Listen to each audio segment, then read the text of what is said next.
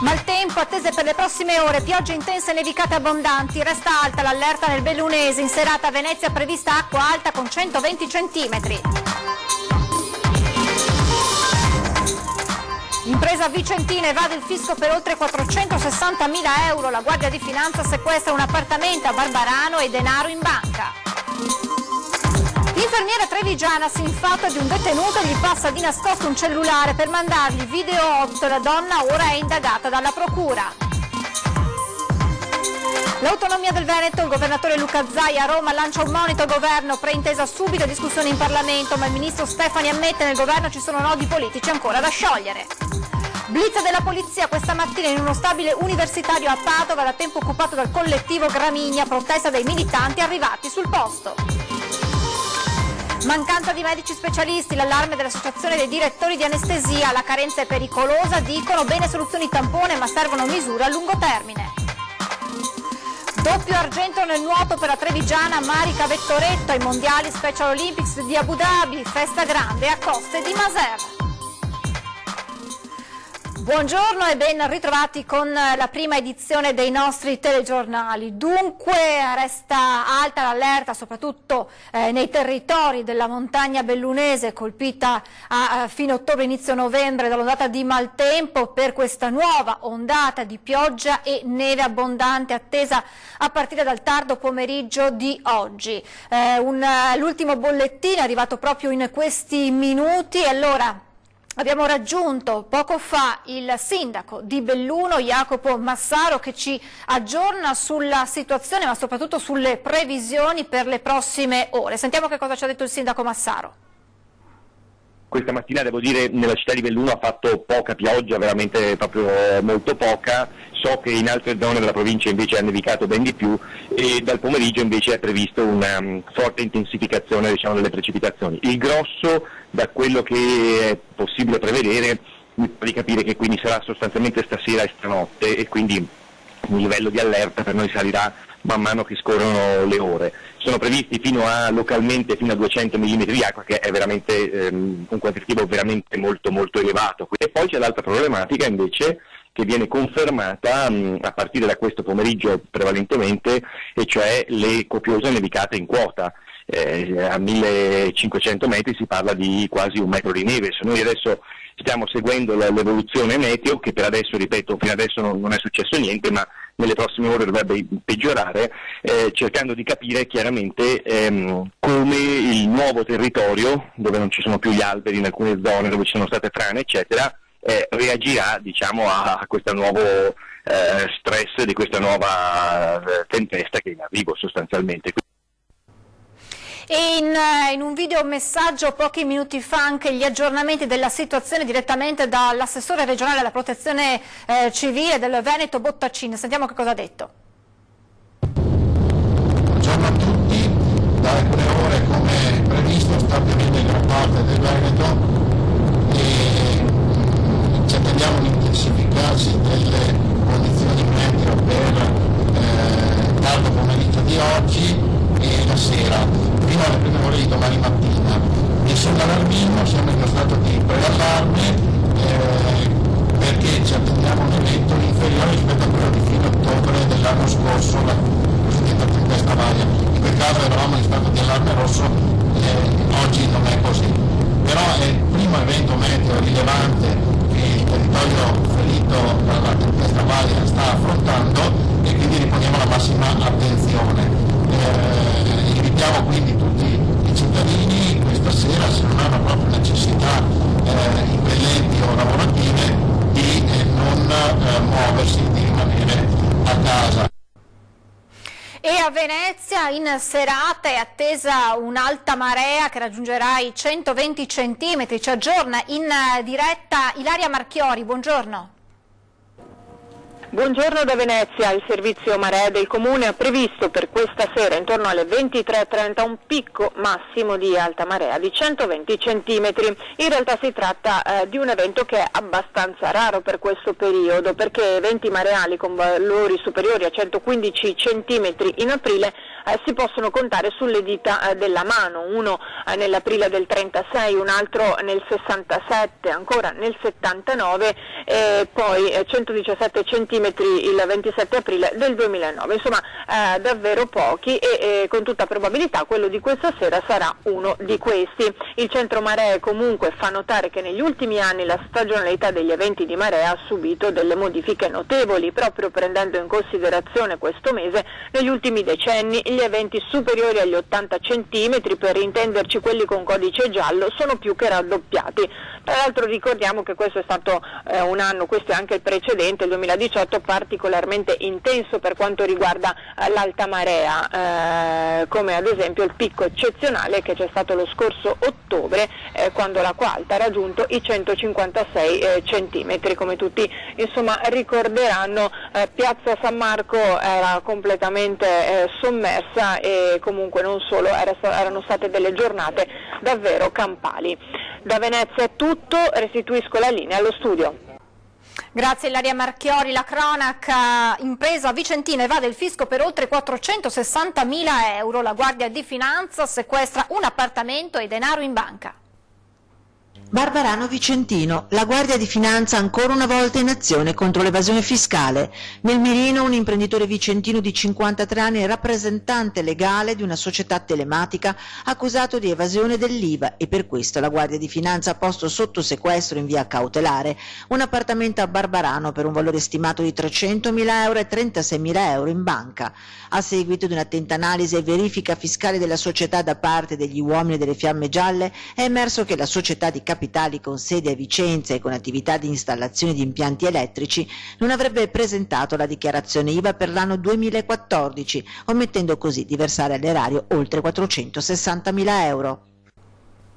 A Verona invece, sempre le Fiamme Gialle, in occasione della partita di calcio Verona-Brescia, hanno sequestrato 400 pezzi tra maglie, felpe, cappellini, t-shirt e sciarpe con simboli calcistici e denunciato un ambulante per la vendita di prodotti industriali con segni contraffatti. E adesso la vicenda che arriva da Treviso di un detenuto, un'infermiera e una storia d'amore che si è consumata all'interno del carcere di Santabona. Sentiamo cosa è accaduto. Finirà tra le tante storie pruriginose di questa marca gioiosa e amorosa la vicenda della bella infermiera e del detenuto che si è consumata nella tarda primavera dello scorso anno. Lui, è il caso di dirlo, oltre che rubacuori, era dietro alle sbarre di Santabona per reati ben più gravi legati ad un assalto con l'esplosivo al bancomat di Zoppola nel Pordenonese. Andrea Viganò, milanese in azione nel nord-est, da 2 anni è in carcere di Santabona. È comunque attivo all'interno della casa circondariale per pulizie ed altri lavoretti, ed è durante una di queste attività che incrocia l'infermiera di servizio. Lei, 38enne di Mogliano, cede quasi subito al fascino maledetto e ne nasce una relazione sotterranea che diventa sempre più passionale. E quando non è fisica diventa digitale, con un telefonino che la donna regala a Viganò e che Viganò utilizza di notte per le telefonate intime. Tutto si interrompe quando gli agenti della penitenziaria scoprono il cellulare e con l'unico numero registrato risalgono all'infermiera, che ammette tutto in un fascicolo aperto dalla procura di Treviso. Ora lui è stato trasferito nel carcere di Brescia e lei spostata dall'URSS in un'altra struttura sanitaria, nell'attesa dei giudici che l'hanno indagata per inosservanza dei provvedimenti dell'autorità. Mai come in questa vicenda è il caso di dire quando l'amore è galeotto. È stato scoperto il maniaco di Campo San Piero nel Padovano che aveva terrorizzato 2 ragazze al parco compiendo atti osceni.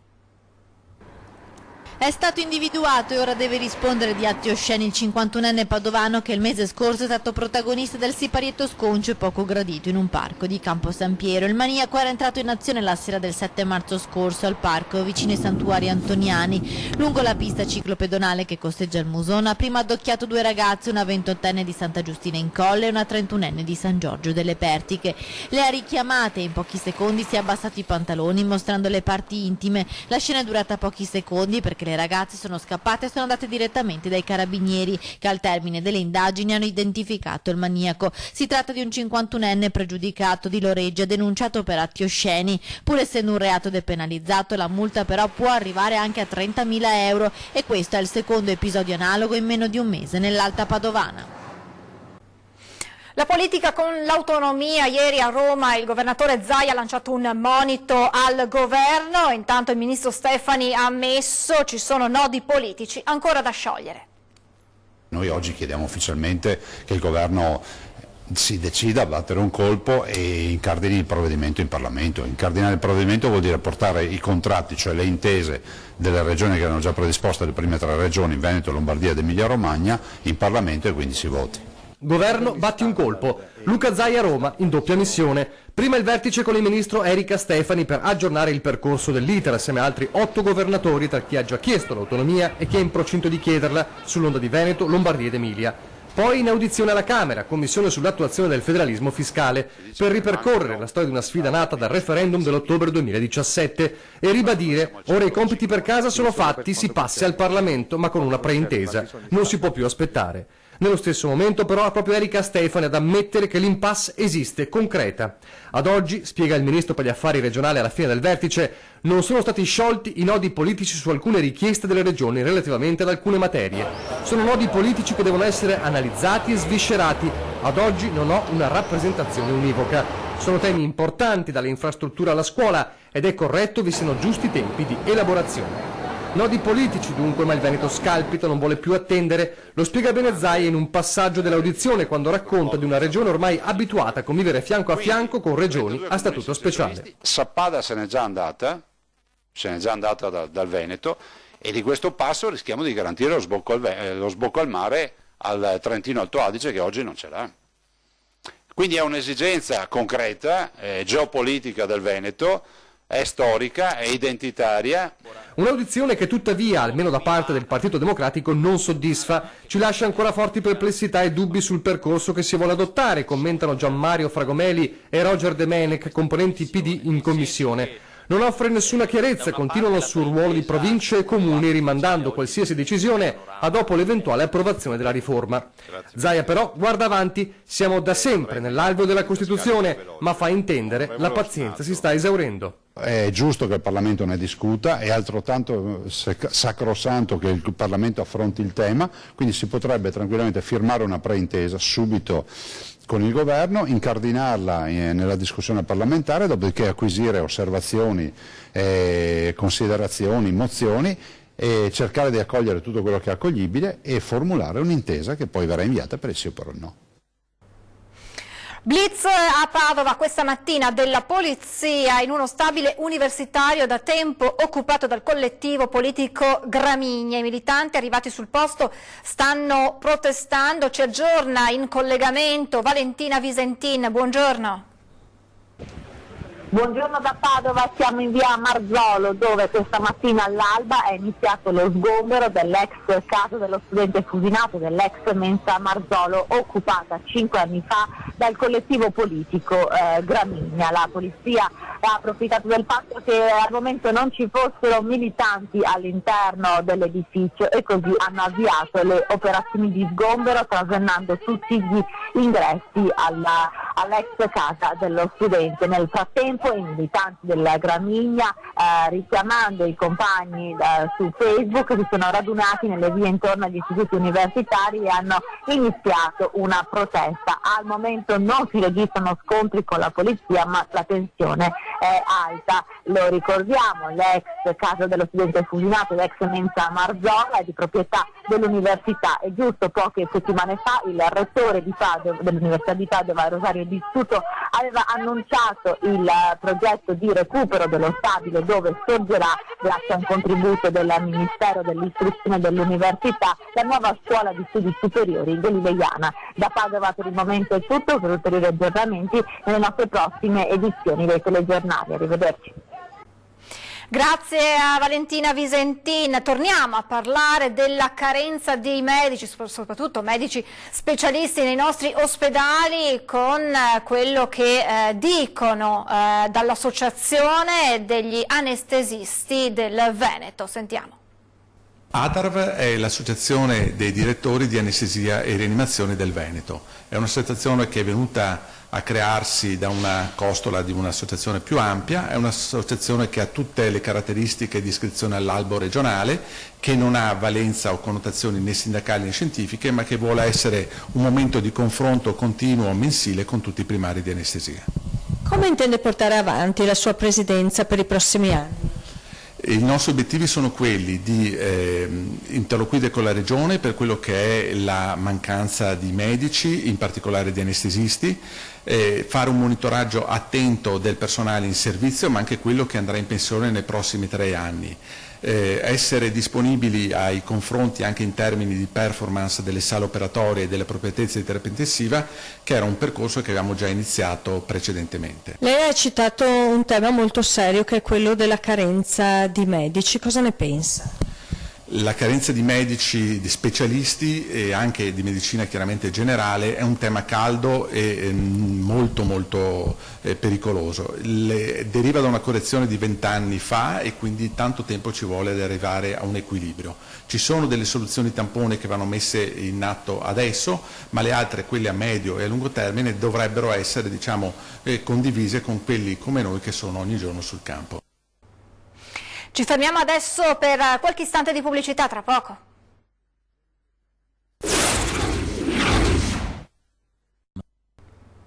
Di nuovo in diretta per parlare delle novità che riguardano il futuro dell'ospedale civile di Venezia. Governo e Regione infatti sono al lavoro per riconoscere lo status particolare di Venezia ed evitare il declassamento dell'ospedale. Superare i vincoli del decreto 70 riconoscendo all'ospedale civile di Venezia il suo status di struttura caratterizzata da una straordinaria pressione turistica e dall'operare in un contesto particolare come quello lagunare, conservando la sua classificazione originaria e scongiurando il declassamento ad ospedale di base riservato alle realtà con meno di 150.000 abitanti. È la proposta della Regione per sciogliere il nodo Venezia nelle nuove schede ospedaliere che raccolgono le disposizioni di un provvedimento nazionale. Il possibile declassamento del civile aveva innescato una mobilitazione cittadina sfociata in una manifestazione di 1500 persone in campo San Giovanni e Paolo. La gente mi ferma per strada dicendo: ma è vero che l'ospedale chiude, è vero che non avremo più un pronto soccorso, è vero che non ci saranno più il punto nascita. Non niente di più, come dire, falso, perché l'ospedale di Venezia è un ospedale di eccellenza che sta lavorando molto bene e che continuerà a farlo. Posti letto e primariati non sono mai stati messi in discussione, assicurano dalla Regione, ma i nuovi passaggi ipotizzati in un incontro tra l'assessore regionale alla salute Emanuela Lanzarin e il sottosegretario Luca Coletto intendono fugare ogni dubbio e far svanire i timori che hanno scosso tanti veneziani. Si sono creati degli allarmismi ingiustificati e quando si fa capire alla gente che ci possono essere delle problematiche attuali, no? Di un certo tipo, cioè una cosa preoccupa. L'ospedale c'è, è vivo, vivace e che continuerà in questa sua, come dire, percorso di sviluppo così come è stato fino adesso. Dobbiamo dare a Venezia l'ospedale che si merita. Poi l'etichetta sicuramente è importante, ma non è tutto. Per Manuel Bortuzzo, il nuotatore trevigiano colpito a Roma da un proiettile, si riaccendono le speranze. Dalla Svizzera infatti una tecnica wireless potrebbe farlo tornare a camminare. Arriva dalla Svizzera la nuova tecnica che potrebbe permettere a Manuel Bortuzzo di tornare a camminare. Ad ipotizzarlo Grégoire Corten del Policlinico Federale di Losanna. Si tratta di una stimolazione elettrica del midollo spinale wireless. Già sperimentata, 6 pazienti hanno recuperato la funzionalità delle gambe paralizzate. È prematuro parlarne, dice Corten, che presenta in queste ore i risultati aggiornati della metodologia innovativa, ma potenzialmente Manuel potrebbe rispondere al trattamento. Certo, il caso del nuotatore è complicato perché la lesione spinale è stata determinata da un proiettile, ma sulla base dei dati ad oggi noti il giovane potrebbe rientrare nella tipologia dei casi potenzialmente rispondenti a questa tecnica. Fino ad ora sono stati trattati pazienti con lesioni spinali vecchie di alcuni anni, ma i test effettuati sui topi, ha spiegato Corten, hanno dimostrato che un utilizzo della tecnica su lesioni recenti dà risultati notevolmente migliori. Per questo dal 2020 sarà avviata una nuova sperimentazione su pazienti con lesioni recenti. E adesso la visita ieri del segretario nazionale della UIL, Carmelo Barbagallo, alla Fincantieri. Il futuro di Porto Marghera deve essere industriale, ma i 64 ettari pronti ad accogliere nuovi insediamenti imprenditoriali secondo il patto per il rilancio siglato a Cafarsetti da Comune, Agenzia per lo Sviluppo e Syndial sono attesi alla prova dei fatti dalla UIL. Chi deve venire a investire sul territorio di Porto Marghera vuole certezza e la certezza deve dare se si completano tutte le bonifiche, la certezza se ci sono e si creino le infrastrutture che oggi purtroppo mancano anche nel nostro territorio. Quindi noi saremo molto vigili, molto attenti a quello che è l'ultimo accordo. Qualche perplessità ce l'abbiamo perché non è la prima volta che succede che si firmano gli accordi ma dopo restano chiusi nei cassetti. Il segretario nazionale della UIL, Carmelo Barbagallo, ha partecipato all'assemblea dei lavoratori di Fincantieri, un'azienda in salute in un contesto economico che nel complesso genera più di una preoccupazione. E se i lavoratori pensionati e giovani non hanno un reddito che gli permette di comprare ciò che produciamo per noi stessi, quelle aziende chiuderanno lo stesso, anche nel nord-est e nel nord-ovest. E allora quindi una ripresa del potere d'acquisto passa con la redistribuzione della ricchezza. Si tratta pure di adeguare le pensioni riducendo le tasse e di aumentare il potere d'acquisto dei lavoratori riducendo il cuneo fiscale. Chi riesce a reggere quindi sono al momento le aziende che lavorano con l'export. Il futuro di Porto Marghera rappresenta uno dei cantieri cardine del gruppo Fincantieri che, come avete già notato, sta esplodendo in termini di commesse, addirittura si immagina, ma con i dati riportati, di lavoro più di 10 anni, che è una cosa in questo settore non facile. UPOL, la nuova applicazione della Polizia di Stato dedicata ai giovani, riceve ogni giorno segnalazioni nella Marca. Adescata da un ventenne che poi la minacciava di pubblicare sui social delle sue foto carpite con l'inganno, una ragazzina di 15 anni è riuscita a far arrestare il suo aguzzino segnalandolo attraverso la nuova app della Polizia di Stato, un risultato particolarmente importante che porta la Polizia di Treviso a rinnovare l'appello soprattutto ai più giovani ad utilizzare il nuovo strumento particolarmente caro ai ragazzi ai quali si rivolge prevalentemente per accendere i riflettori su episodi di bullismo e spaccio a scuola. Dall'entrata in funzione dell'applicazione UPOL lo scorso maggio sono state diverse le segnalazioni ricevute nella Marca, una media di 3-4 alla settimana e relative quasi esclusivamente al piccolo spaccio e al consumo di stupefacenti, segnalazioni corredate nella maggior parte anche da foto. Possono inviare delle segnalazioni prioritarie alla sala operativa del 113, inviando anche se necessario un breve messaggio di testo e anche allegando delle fotografie che ritengono utili ovviamente a richiedere l'intervento della volante. L'applicazione si può scaricare gratuitamente sullo smartphone ed è utilizzabile registrandosi o anche rimanendo anonimi. Il sistema, utilizzando la geolocalizzazione del cellulare, individua il luogo di provenienza della segnalazione così da consentire il pronto intervento delle volanti. L'app è nata soprattutto per le segnalazioni dei ragazzi, ma può essere utilizzata da tutti. L'idea di combattere i fenomeni di bullismo e di traffico di sostanze stupefacenti all'interno delle scuole, però ovviamente può essere sfruttata da tutti i cittadini per garantire una miglior sicurezza nella propria città. Restiamo nel Trevigiano per parlare di sport, andiamo a Maser per la festa, la campionessa di nuoto Marina Vettoretto.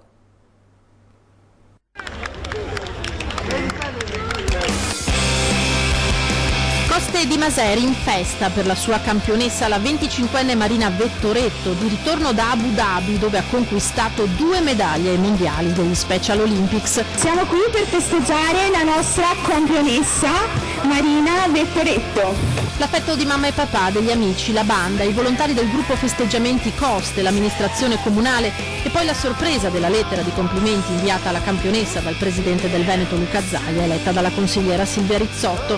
Una grande festa per Marina, medaglia d'argento nei 100 metri d'orso e nei 100 metri stile libero, tanto da ricevere anche i complimenti del campione Federico Colbertaldo. L'eco delle tue vittorie mi è giunto fin qua a Bangkok, sono orgoglioso di essere italiano, di essere un tuo paesano e sono veramente orgoglioso di sapere che sei sempre e combatti per noi. Marina, atleta della polisportiva Terraglio di Mestre, che in vasca è scesa per la prima volta a 10 anni per vincere la paura dell'acqua e che ha trasformato il nuoto nella sua passione, tanto da raggiungere il podio mondiale. Sul palco di Coste il grazie dell'assessore allo sport Marco Sartore e del sindaco Daniele De Zen. Innanzitutto i complimenti a Marina per questo splendido risultato sportivo. 2 medaglie agli Special Olympics che ci rendono orgogliosi che sia una nostra concittadina. Avere qui a Maser messa di questa attività, di questa associazione è per tutti noi motivo di vanto. C'è un piccolo riconoscimento da parte del comune. Vai, va sotto. Ecco qua. Questa è una targa appunto dedicata a te per ringraziare appunto da parte dell'amministrazione, sai, grazie.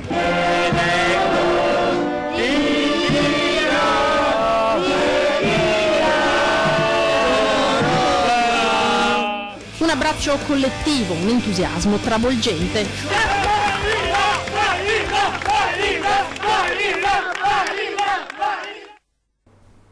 Prima di salutarci vi ricordo l'appuntamento questa sera con 20:10, ospiti in studio Jacopo Berti del Movimento 5 Stelle e Fabio Chies di Forza Italia, poi a seguire alle 21:15 torna la Zanzega. Adesso previsione del tempo e poi nuova puntata di Ore 13. Grazie per l'attenzione e buon proseguimento di giornata.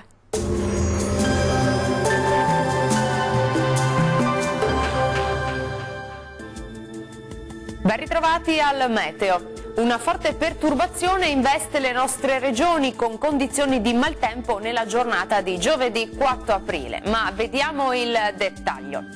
Sul Veneto sin dal mattino avremo rovesci e temporali diffusi, localmente anche forti e a carattere di nubifragio, in particolare sui settori centro-settentrionali della nostra regione. Temperature minime tra 6 e 9 gradi, massime oscillanti invece tra 11 e 19 gradi circa. La situazione non cambia di molto sul Friuli Venezia Giulia, dove avremo anche qui precipitazioni diffuse, localmente anche a carattere temporalesco, come ci mostra la nostra grafica. Temperature minime tra 9 e 11 gradi, massime comprese invece tra 16 e 18 gradi circa. Maltempo anche sul Trentino Alto Adige, con piogge su tutti i settori e anche di moderata o forte intensità. Temperature minime sui 6 gradi, massime in calo, oscillanti tra gli 11 e i 12 gradi. Bene, dal meteo di Antenna 3 è tutto, vi do appuntamento al prossimo aggiornamento. Arrivederci.